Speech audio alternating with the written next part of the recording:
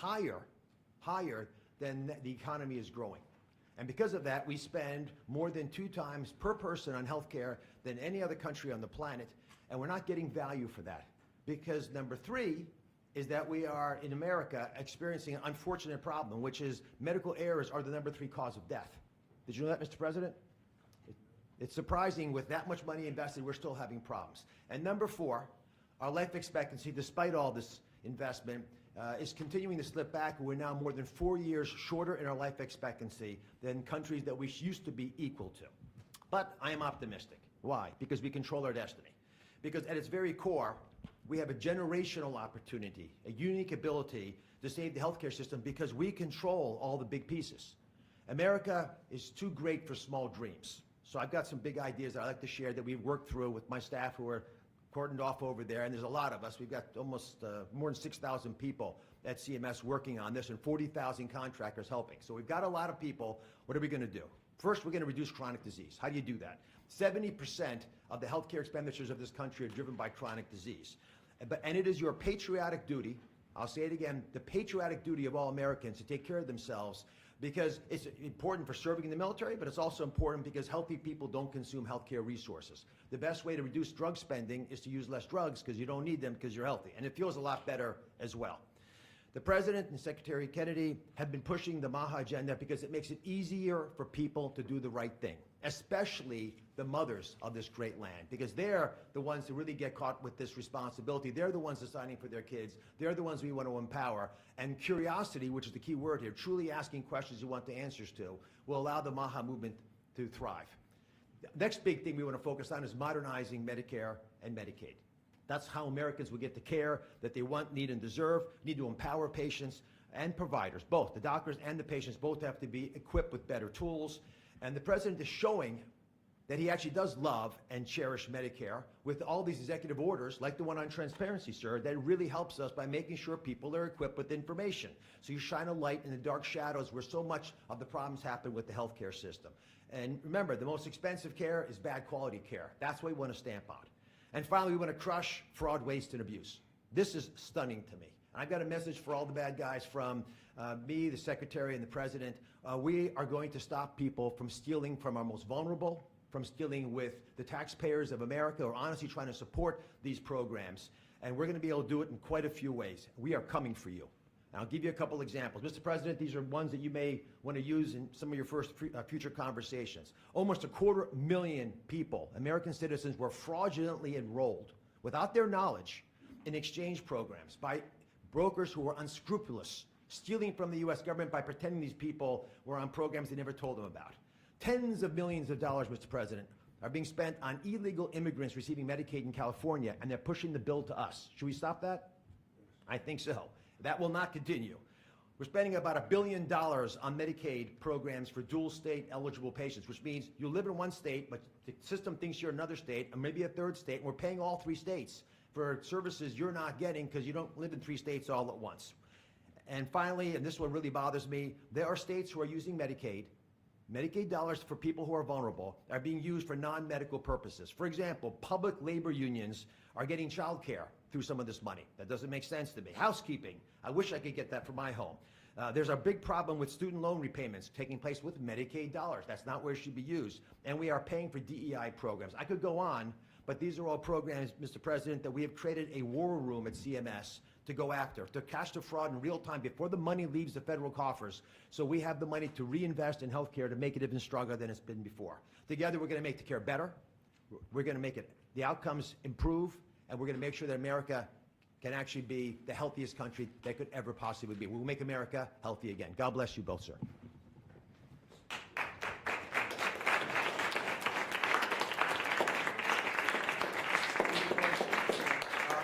Any questions for us? Okay. Any Sir, questions? Mr. President, Marco Rubio says... Wait, easy. Go ahead. Secretary Rubio said that the U.S. will have to figure out whether a deal can be done between Russia and Ukraine in a matter of days, or you will just move on. Yeah, very short. How many days is that? No specific number of days, but quickly. We want to get it done. We're talking about here people dying. We're talking about over there people are dying also, like on average 2,500 young people, soldiers. They're not from America, they're not from anywhere else other than Ukraine and Russia, but we want to save these lives. So it's 2,500 a week are being killed in battle. It's a vicious battle with the best equipment, the best everything, and it is brutal. 2,500 young people a week. Some of them not so young, actually. They're getting older. They're getting older by the month. But 2,500 a week, and we're going to get it stopped ideally. Now, if for some reason one of the two parties makes it very difficult, we're just going to say you're foolish, you're fools, you're horrible people, and we're going to just take a pass. But hopefully we won't have to do that. When And you say Marco's right in saying it. We want to see it end. Think of it. Every day, a lot of people are being killed, as we talk about, as they play games. So we're not gonna take that, and we'll see. I think we have a good chance of solving the problem, however. What are installing this? Are you prepared to walk away completely from these efforts and these talks? Well, I don't want to say that, but we want to see it end. We want to see it end, yeah. Is Vladimir Putin stalling, in your view, Mr. President? I hope not. I'm going to let you know about that soon if he is, but I hope not. He's got a big force out there, big force. It's a war that should have never happened. It would have never happened if I was president. That's a war, and it didn't happen for 4 years. That's a war that should have never happened. October 7th, Israel would have never happened. Iran was broke, and now we'll see what happens with Iran. We have a lot of them out there. We have a lot of things that we're working on right now that shouldn't have happened. None of it. Ukraine would have never happened with Russia. October 7th would have never happened, so you wouldn't have had all the problems in the Middle East. The Afghanistan embarrassment, probably the most embarrassing day in the history of our country, would have never happened. Inflation would have never happened. By the way, prices are down. Groceries are down. Eggs, which you hit me so hard, I'll never forget the first week in office, they were screaming at me about eggs. I said, what's going on with eggs? They were doubling and tripling. I said, I just got here. They were up like double, triple, and you couldn't get any. They said, you won't have eggs for Easter. Well, you can have all the eggs you want. I'll tell you, Brooke Rollins, Secretary of Agriculture, did a great job. And the egg prices are down 87%. But nobody talks about that. You can have all the eggs you want. We have too many eggs. In fact, if anything, the prices are getting too low. Mr. President. On Iran. So I just want to let you know, prices are down. Gasoline yesterday in 3 states hit $1.98 a gallon. And it looks like it's at a level that it hasn't seen since my days, my 4 years. So it's about I'd say maybe, I think we're going to be averaging $2.25 very soon. So I just want to let you know, though, because I keep hearing about prices and inflation. Prices are coming down, not going up. Only the fake news says they're going up. The only thing that's even are interest rates. And if we had a Fed chairman that understood what he was doing, interest rates would be coming down too. He should bring them down. Yeah, please. Mr. President, what do you need to see from both sides in order to keep negotiations going? What do you want to see from Russia and Ukraine? I have to see, my whole life has been one big negotiation, and I know when people are playing us, and I know when they're not, and I have to see an enthusiasm to want to end it. And I think I see that enthusiasm. I think I see it from both sides. Do you think Russia's But you're playing going to know you? soon. Do you think Russia's playing you? No, nobody's playing me. I'm trying to help. This was Biden's war, by the way. By me getting involved, they'll say, oh, it's Trump. This is not Trump's war. This is Biden. This is a war that should have never happened. Okay? Think of it. Those cities are crushed and crashed, and all those beautiful steeples, the most beautiful in the world, actually considered the most beautiful in the world, most of them are now smashed to smithereens, as they say, and lying on the ground in a million pieces. Those towns are crushed, the whole place. It's so horrible. And millions of people are dead, far more than you think. That's one thing you're going to get out of this war. You're going to find out that your estimates are far lower than, it's far worse than people think. Nobody's playing anybody. We are going to see if we can get it done. I think we have a really good chance of getting it done, and it's coming to a head right now. If you Is do Iran, do you think, support would you? Ukraine militarily, Say it. if you do decide to move on or take a pass Mr. President, would you then continue to support Ukraine militarily? Well, I'm not going to say that because I think we're going to get it done.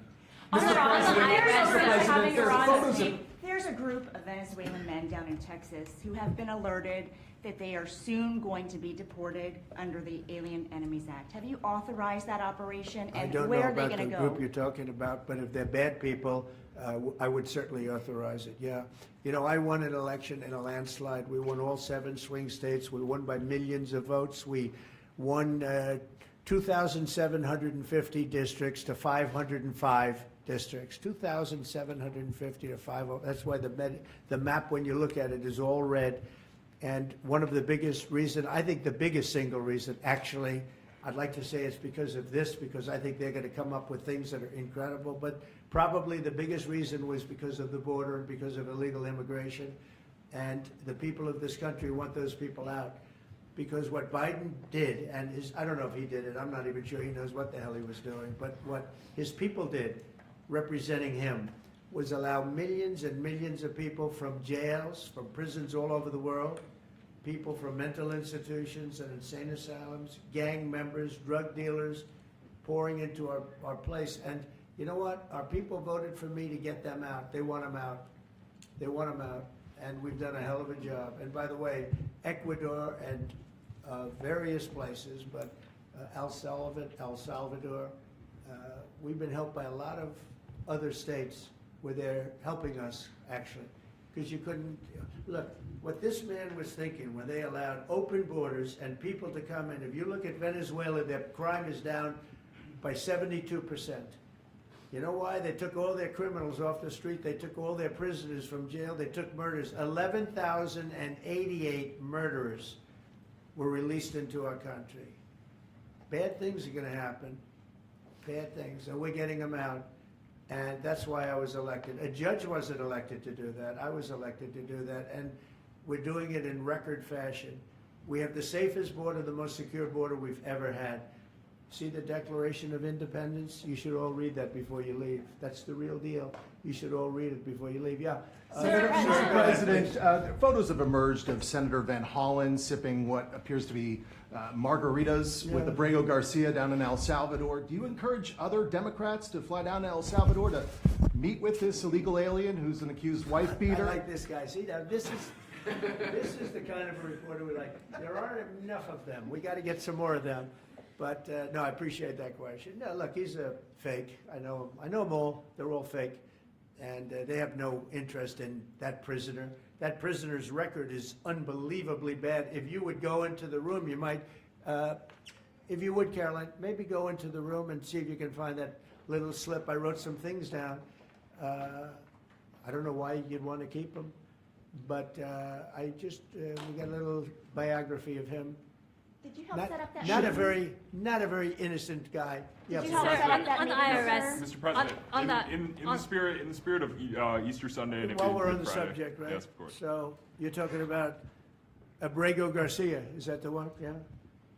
Is an illegal alien, MS-13 gang member and foreign terrorist. This comes out of the State Department and very legitimate sources. I mean, I assume, I'm just giving you what they handed to me, but this was supposed to be certified stuff. In 2019, Garcia was issued a deportation order. 2 separate judges affirmed Garcia was a member of MS-13, which is a gang that may be even worse than Tren de Aragua. It may be worse. They kill people with knives because it's more painful. Very famous for the knifing and killing of 2 young 16-year-old girls walking to school one day, and they sliced them up into little pieces and killed them. That's MS-13. And 2 separate judges affirmed Garcia was a member of MS-13. When Garcia was originally arrested, he was wearing a sweatshirt with rolls of money pouring out, an MS-13 gang symbol that he was driving with 2 other known violent MS-13 gang members, 2 of the most violent members that we know of in the MS-13 gang of thugs. In 2022, Garcia was stopped by the Tennessee Highway Patrol and was found to be transporting 7 people from Texas to Maryland, and he had no driver's license. He was driving violently. In 2020 and 2021, Garcia's wife filed for a protective order from him and said he was violent and abusive and really scary, including allegations that he punched and scratched her on the eye, left her bleeding after throwing her laptop on the floor at her, ripped her shirt, and ripped off her shorts. He then grabbed her arm, leaving very severe marks. Garcia's wife also wrote in court, "At this point, I am afraid to be close to him. I just don't want to be close. I have multiple photos and videos how violent he can be and all of the bruises that he's left on me." She just couldn't get anywhere near him. This is the man that the Democrats are wanting us to fly back from El Salvador to be a happily ensconced member of the USA family. Isn't it a shame? And by the way, I've been hit pretty hard by fake shows, fake news, MSDNC in particular, where they talk about how evil I am, that this man would be thrown out of our country. This man is according to certified statements that we get, is a very violent person. And they want this man to be brought back into our country where he can be free and to stay as a happily Maryland, they call him the Maryland man. He's a Maryland father. No, this is a violent person. Who they don't talk about is that wonderful angel mom who lost her daughter, who had 5 beautiful children, and she was killed violently. And, she spoke, and she spoke unbelievably. I saw it. And the fake news didn't pick it up. She spoke. She was in tears. She's devastated. Her life is, essentially, she's told me her life is like over. But there was I think no stories. Isn't that true? No stories. Yes, sir. 0 stories. It was the most emotional thing. Everybody that watched it, they couldn't believe it. The fake news refused to put it up. So it's very sad. And yet they talk about this guy like he's an angel. See the angel up there? They think he's like that, like a little angel. Do you Sir, encourage also, other Democrats would to you be visit? Would you be open to It has letting no Iran? impact the way she look at it. No impact. It's just like unbalanced. Would you do that? Go ahead. What I would Sir, do. on Iran, would you be open to letting Iran Say that. keep some kind of civil nuclear program? No Or would impact the entire whatsoever. program need to be dismantled? I'm for stopping Iran very simply from having a nuclear weapon. They can't have a nuclear weapon. So the I entire want program Iran dismantled? to be great and prosperous and terrific. I stopped them once they were broke and they didn't have any money for Hamas. They didn't have any money for Hezbollah. There wouldn't have been an October 7th disaster. They were broke. They had no money, and they weren't spending it to terrorist organizations because they had none. When Biden came in, he took all the sanctions off. China wasn't allowed to buy. I said, if you buy, because they're their biggest customer, I said, you buy 1 barrel of oil, just 1 barrel of oil from Iran, and you can't do business in the United States.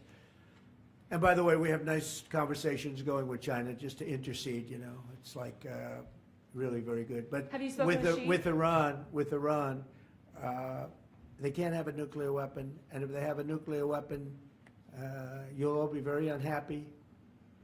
You'll all be very unhappy. Have you 'Cause spoken your with life, Xi? your Who life, is leading your those life trade will be in talks? great danger. Yeah. Mr. President. Yeah. Press out. Everybody out. Press out. Leave everything, guys. You want to know? Yeah, we're gonna.